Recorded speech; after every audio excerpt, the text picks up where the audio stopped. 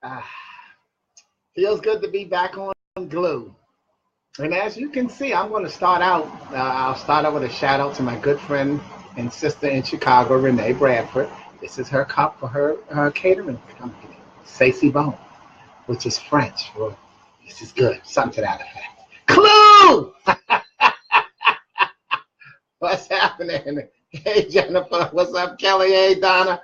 Hey, welcome. Donna, good to be back friends with you. I'm glad that you got that Facebook identity thing all straightened out. But yeah, y'all, we got another 2 minutes. So if you still need to make a quick run, go on. Just like I said, I got my coffee. And so I'm ready to just chill out and deal with some glue today. I saw that thumbs up. I'm saying, hey, Clue, oh, that was from you. Wait, every now and then I can read these things. So it's funny because I was praying about you this morning. So I'm going to have to give you a call afterwards. Give me a thumbs up if that's okay with you. That works in your schedule.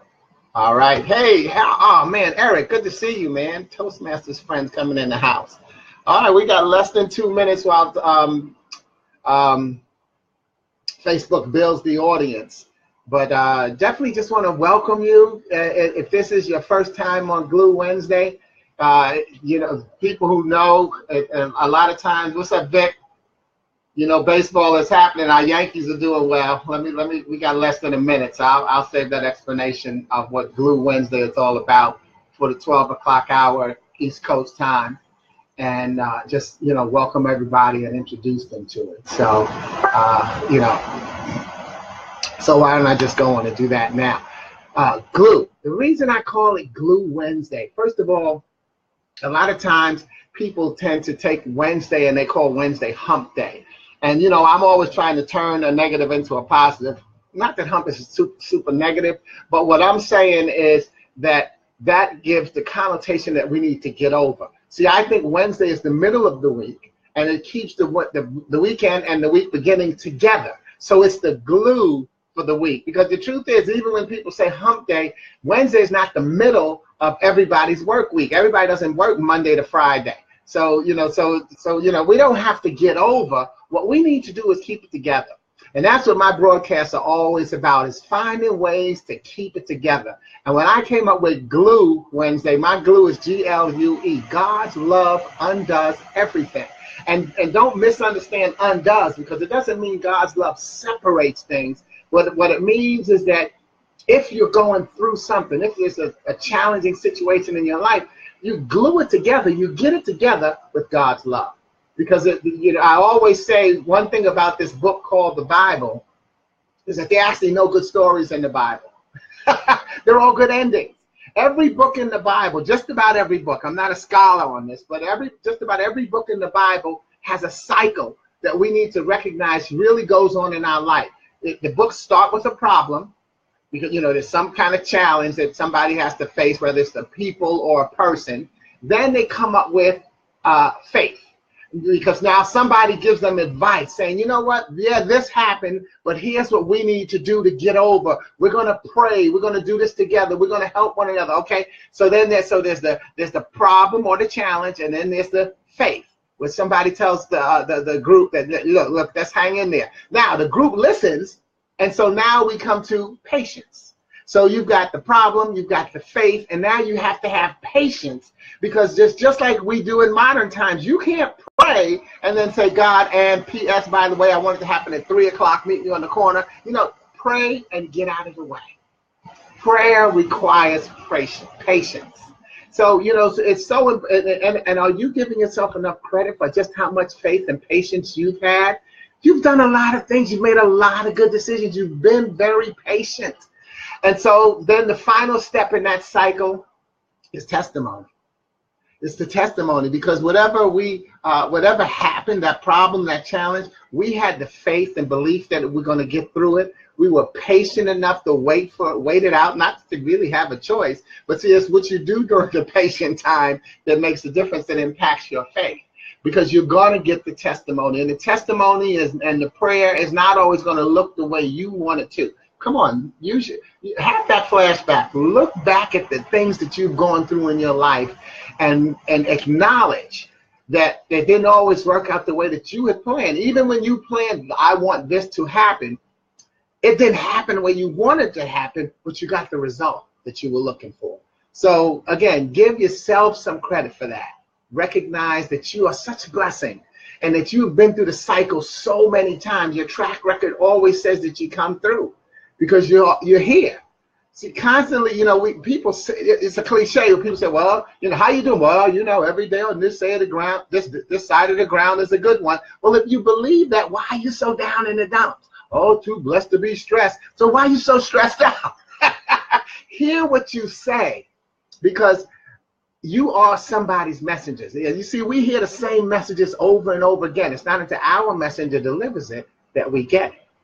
So recognize that we are looking to hear that message from a person we respect as our messenger, and we are also somebody's messenger, where somebody is respecting us and needing us to not just practice what we preach, but to preach what we practice, which is what I do. And I'm so glad that you allow me to be your messenger. So let's move on with this message of today. And what happened was I did a post this morning on Facebook, or like I like to call it, Fussbook, that said it said the road to success. The page turned away from me. Oh well, that's going. Oh, there it is. All right, I knew I didn't lose it for long. Wait a minute, hang in there, because I'm not going to. Okay, the road to success was created to make us stumble. And sometimes we forget that what we truly enjoy about the roller coaster is the drop. The steeper the better. See, life is a roller coaster ride, and we don't get on the roller coaster because we're looking forward to it going straight. We don't get on the roller coaster because we can't wait for it to go, oh, this is the up of life. We get on the roller coaster because we love the drop.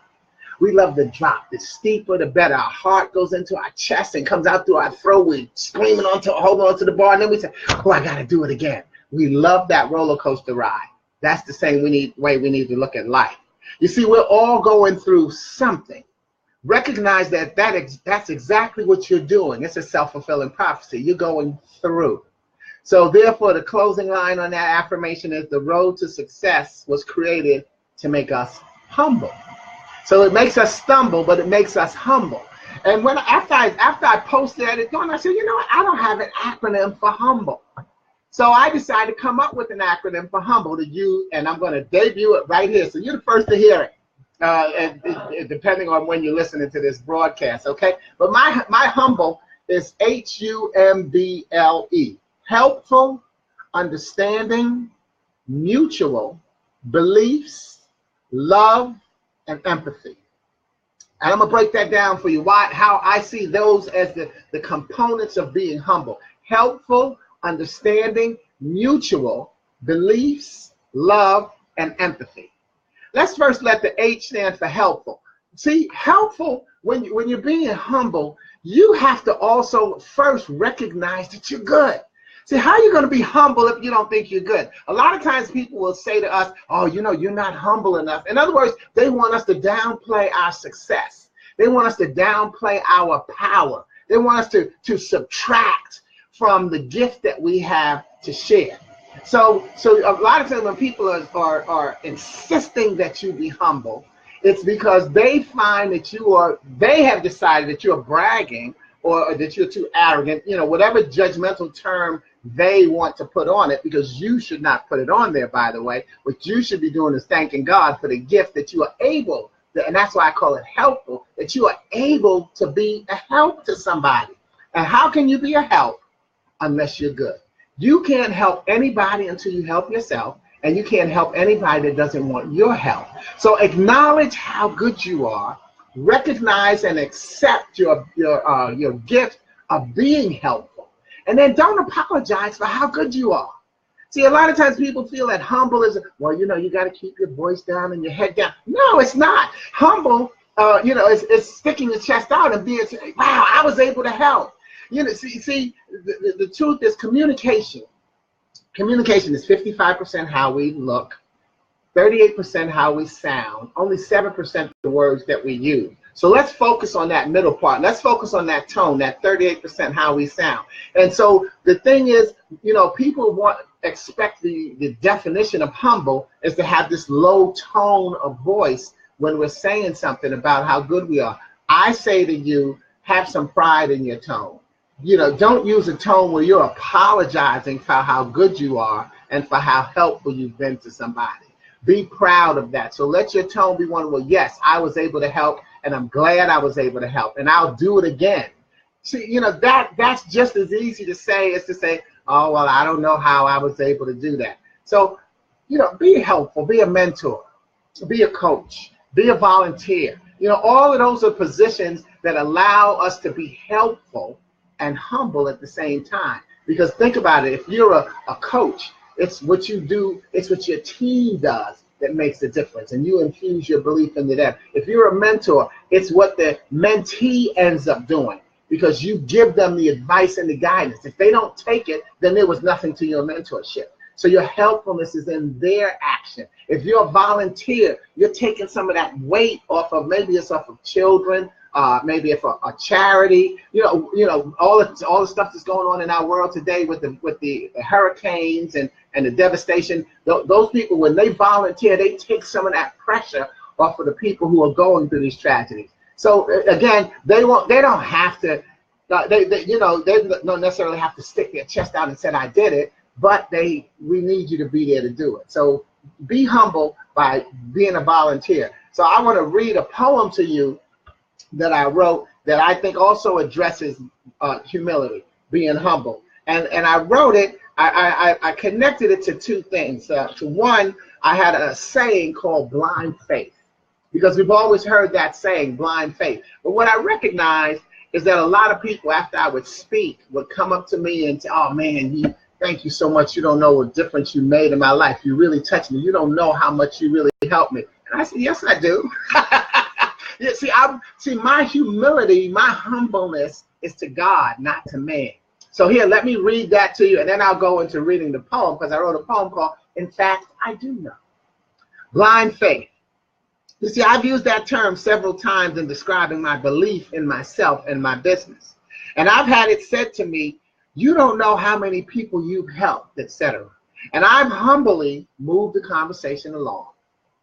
Then I recognized that I could better share my gift by knowing and acknowledging my source. I don't seek to mock or discredit their comments. I seek to strengthen my spirit by knowing that I am doing the work created for me. How did you get where you are today? God is my source. As I help you, to him goes the glory. So that's why I wrote this poem called, In Fact, I Do Know. You see, you think that because you can touch me, that I don't know how I impact the lives of those I touch. Yet you tell me I touch you. Therefore, someone less powerful than my God has made an impression on your life and painted the picture of how the impactful should act, which impacts how they impact who they impact. And in that cycle, no one gets credit for knowing how good they are or how they impact, thus impacting no one. So it's you who doesn't know how you affect and impact the lives of those you touch. Yet it's you who has an influence of mine because you touch me. So you are humble, but whenever I get the comments from you thanking me, that's you being humble for just how blessed you are. Because if you have the ability to bless, then you have the ability to help, and that's what makes you humble. So thank you for that. And that's the other part, by the way, in terms of helpful. Remember to say thanks. Teach, and we a lot of times we want to slap kids. These kids today don't have no manners. Teach them some manners. Can't you be helpful in doing that? Help them increase their communication and their interpersonal skills. It makes a difference. So the H is for helpful. The U is for understanding, and I'll stay right there with the kids for a second. Parents and adults, you weren't this smart when you were that age. We say, oh, these kids of the day. You weren't that smart when you were that age. I wonder where they got that from. Well, stop wondering where they got the idea from. Have a flashback. Where'd you get it from when you were that age? You got it from your peers. You got it from your coworkers. You got it from the people who you hung out with. If you didn't get it from your parents, that's not your fault.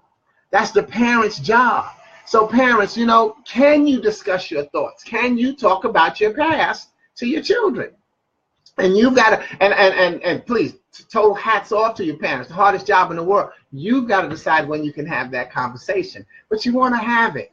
Because if your children have to keep hearing things about life and about you from someone else, then they get poisoned from the real truth. Kids want to hear it from their parents. People want to hear it from their messenger. Be the source. So understand, I don't know where they get this from. Yes, you do. Yes, you do. Just go on and have that flashback. It's okay. I remember, when I used to talk to my nieces and nephews, because that's what I do. I let them know, look, this is what I did in my past. Here's where I am now, but here's who I used to be. I'm not ashamed of anything that I've done to get where I am. I don't have this squeaky clean record. The one thing, I used to teach a life skills class in Chicago, and it was, a lot of ex-offenders were in there, and I used to laugh. I said to them, the difference between me and you, everybody is in here because you got caught. I didn't get caught with any of the things that I did that were illegal or out of the norm, or whatever term they want to use. But it's just like the movie Shawshank Redemption, where they say everybody in here is innocent. The truth of the matter is, the only people in jail, you only go because you got caught. You don't go for the crime. You go because you got caught. Plenty of other people have done that same thing. Plenty of people are still doing it. So let's understand that anything that's going on today is not new. It's been done before. So don't make kids think that they invented all this stuff. Let them know how you understand some of the stuff that's going on, and then see if you can get them to help you understand. See, go back to the H, to help. Get them to help you understand how that feels now, because it felt a little different before. See, they don't, when we want to tell them about how there used to be just 3 channels on the TV and all of that, they don't get that. They got 3,000 channels. So why don't you try to really understand what it's like to have 3,000 channels instead of beating them up for something that we created, because we created the shortcuts. Then and now we got a problem with kids or the next generation using the shortcuts and labeling them as lazy. Hello, they're not lazy. The shortcut to us is the long cut to them. So they think they're working their ass off doing some of the stuff that we're talking about. So so let's not blame them for a shortcut that we created. And so they're learning it that way. And then we say, oh, well, they just, they're just taking it for granted and they have a privileged life. No, it's what we did. I used to speak at senior citizen centers in Chicago, and I always told my seniors, I said, you're the reason that kids of today are the way they are. They said, why? I said, yeah, because you prayed. You prayed that things would be different. This is what different looks like. So again, go back to that cycle of problem, faith, patience, testimony. You don't know what the testimony is going to look like, but your prayers will be answered. When they're answered, now you got to get back in line and figure out, okay, now what I'm going to do now that I've got the prayer answer. How am I going to handle things? Because the prayer that gets answered is generally the next step for the next prayer to answer, because the storm is coming again. You don't get out of a storm and it's over. After you get out of one storm, what you have just done was prepare yourself for the next storm. Because now you said, well, man, I didn't think I'd make it through that one.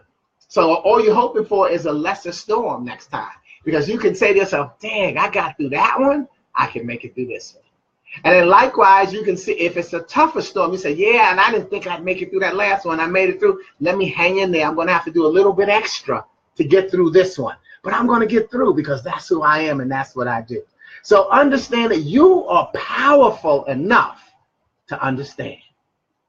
Understand that you are powerful enough to understand, and that's a key ingredient of being humble. And so we've got helpful, we've got understanding. The M is for mutual. Well, what would mutual have to do with being humble? Well, mutual is mutual respect. See, when you're humble, you respect other people, and that's what you have to have, is mutual respect. That's why you don't have to downplay your power, and that's why you don't have to feel talking a low tone of voice when you help someone, because you have mutual respect. Each of us knows who has what power.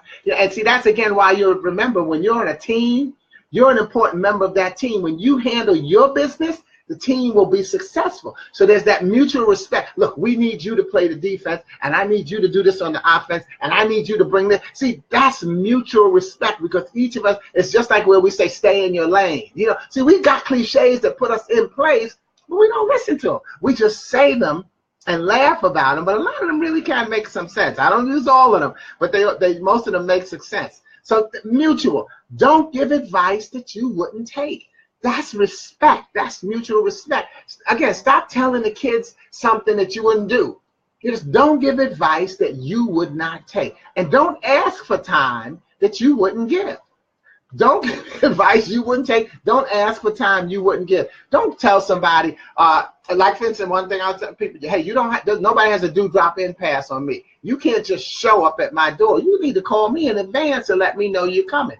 And also in scheduling in your job, come on, supervisors. If you can avoid making it turn this around in 24-hour requests, avoid that.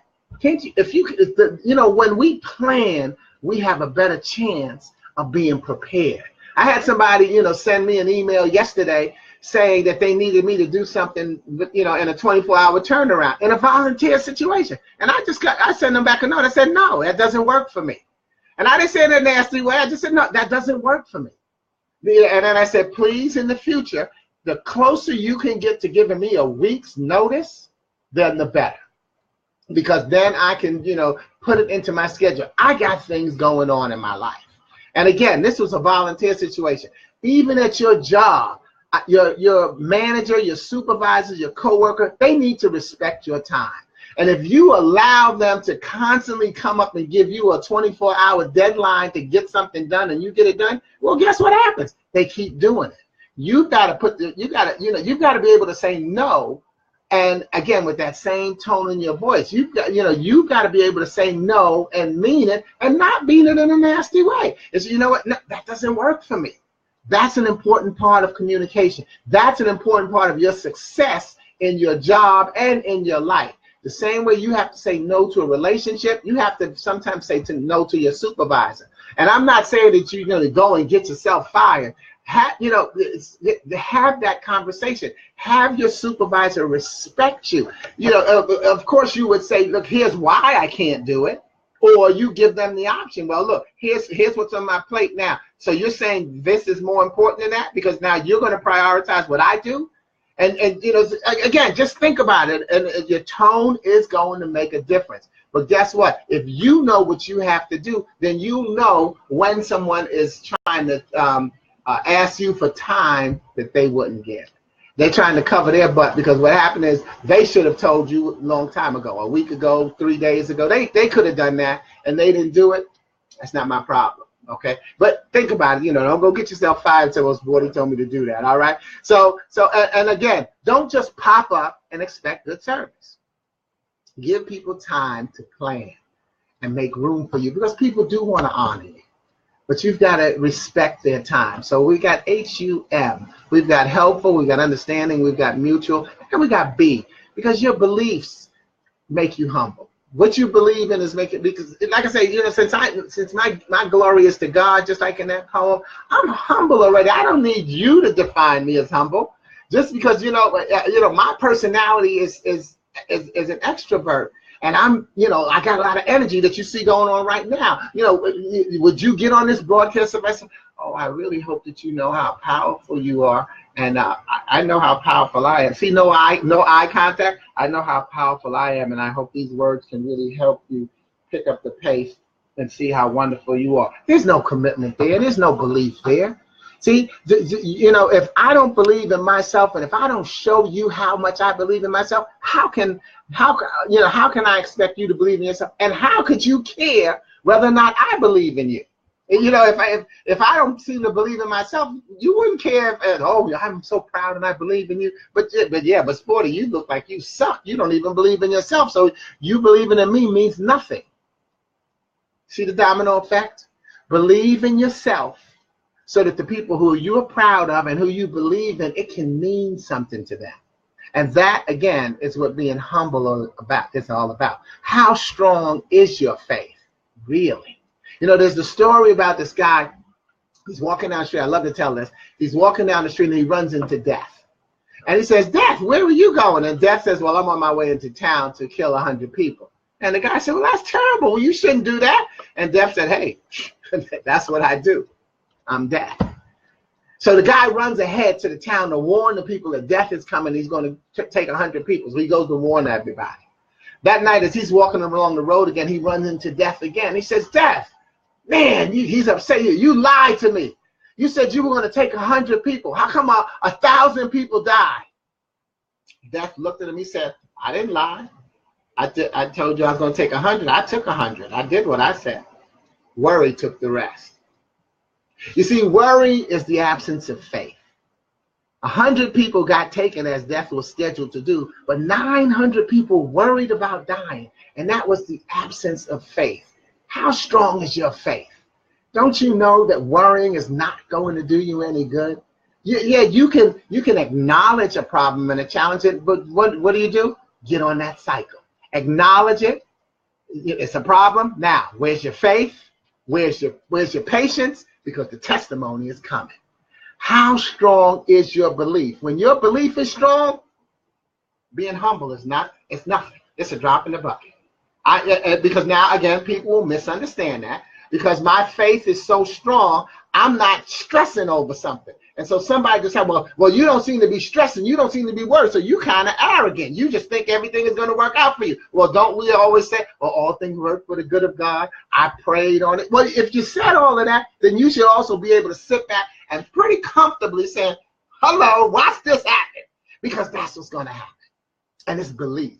And, one of the things I always like to do is I like to, everything I do, I try to have a connection to it. I like to dress for what I believe. You can see a tree on the screen, but what you see is it says Barnes Sobel 50th Reunion. I want to give a shout out right now to my good friend Pat Harris, a wonderful leader, and she's now retired. But and those of you who know how humble she is, but she's a powerful woman. And the reason I say this is because the reason I have the way I connect that belief and to her humility and with this t-shirt, it was their 50th family reunion. 50 years, y'all, of a family reunion. They have it every year. This is a family that believes in themselves. And I've been able to crash the family reunion for 6 years since I've been down in Charlotte. So they invited me this past year, and so I went down and enjoyed and got the t-shirt. But that's the thing. I just saw a level of belief that I loved. It's not one that I've never seen before. It's just one that I loved, and I was so glad to share it with them and have them share it with me. So, what do you believe in? We say that we're born in the image of God. Well, guess what? If I'm born in the image of God, my Father's number one. So then I guess I'm number one because I'm in the image. I have the right to feel good. And if you can't understand how good I feel, that's not my problem. That's more your problem. And the truth is, it ain't even your problem. It's just your opinion. And because the thing is, you've got to recognize that my actions are not your problem. Neither are yours mine. It's just something that each of us, we have to deal with our own situation and what's going to get ourselves through. And one another analogy I want to quickly give you about belief. I grew up, my father used to not allow me, check this out, he would not allow me to buy a jersey of my favorite team with my favorite player's name on the back. I could get the jersey with my team and the number, but he would not allow me to put another player's name on my back because his belief, he said, if you wear another man's name on your back, they own you. If you put another man's name on your back, they own you. Now, you don't gotta go burn all your jerseys and everything, but that was what I grew up understanding and believing based on my messenger at that time, my father. So, look at some of the stuff that's going on. Look to yourself. What's going on in your family's life? What's the legacy of what you've learned and how you've grown and what you believe, because that's what you pass on. That's how you treat people. And so that's a huge one for me. And to this day, I'm 62 years old. I've never worn a jersey that had anybody's name on the back other than mine. And so, that's something that I pass on to my nieces and nephews. That's something that I share with audiences. And then that gives people a chance to think about that and say, is that something I want to incorporate in my life? Does that make sense? Or, that doesn't make any sense. Hey, it's your choice. I'm the messenger. I'm into the delivery, not the results all the time. So we've got helpful, understanding, mutual belief. Two more. We got the L for love. But to be humble, you have to know how to love. And what's love? You know, that's one of my acronyms that I do have, LOVE. Let ourselves value everyone. Let ourselves value everyone. If you value people and their opinion, and that mutual respect goes back to that, then you're humble, because you're not walking around trashing them, disrespecting them, and and abusing them. So just everybody has value. Understand and appreciate everybody for their value. And I know you're here. I know I'm hearing it. I hope you are. But I'm using all the other letters in the word humble. I understand their values, and have mutual respect, and know that they have faithfulness and how you can help them. See, it all goes together. We put words in their order sometimes, but the truth is that feelings happen non-sequentially. So, and love is a feeling. It's a great emotion to have. When you can really love somebody, it makes a difference. But I also say put the cherry on the top and like yourself. Don't just love yourself, like yourself, because when you like yourself, you have a full package to offer somebody in terms of how you love. So the last letter in humble is E, and the E stands for empathy. Empathy, it's related to understanding, but it's at a deeper level. Understand and remember that you don't know what someone else has gone through, nor have you ever sat in their seat. But empathy says that you've been in their row. I haven't sat in your seat. I haven't been in your shoes, but I've been in your row, because the challenges in our life are based on who we are. Different people can handle different levels of challenge and pressure. And it comes from what? Looking at your track record, not your lack record. Looking back and giving yourself credit for what you've overcome so that you can get through this next phase. So, we're all going through something. What are you going through? What are you going through that your lesson can help somebody else get through theirs? Because you're somebody's messenger. They may not get to come up and tell you, but someone is watching you, and they appreciate your fortitude. They also, P.S., by the way, would appreciate you letting them know when you're having a tough time, because that makes a difference too. If I can let a younger person, or mentor, or mentee, a kid I'm coaching, if I can let them know that I'm having a tough time, and I say this to my military families all the time, the parent who's staying home from the deployment family, the deployed parent, let the kids know, what, today I'm not doing so good. I'm missing your mother. I'm missing your father. I'm having a tough time. Sometimes you need to let kids know that, because children mock and mirror adults, and they take their cues from you. So if you would let them know that you don't always have it together, that is a huge relief off their shoulders. Go on, have that flashback and think about how much relief you might have had your mother or father, uncle or aunt told you that they were having a tough time, and it helped you, confirm what you were feeling, because you thought, man, I'm having a tough time. Doesn't look like they are. And then when they say they are too, it's a relief. So, share that with the kids. We talk about them not having emotions and feelings, but you've got to teach them emotions and feelings. And that has nothing to do with this day and age. We've always had to teach children emotions and feelings. We were taught. And so, come on, stop blaming the kids of today, and recognize that we can have that empathy, because our humility should be about how powerful we are, not about how weak we are. So again, thanks for helping me get that acronym together. Again, as you can see, it was connected to my saying, the road to success. The road to success, not always financial success, by the way. The road to success was created to make us stumble. And sometimes we forget that what we really, truly enjoy about the roller coaster is the drop. The steeper, the better. We're all going through something. Recognize that that's exactly what you're doing, going through.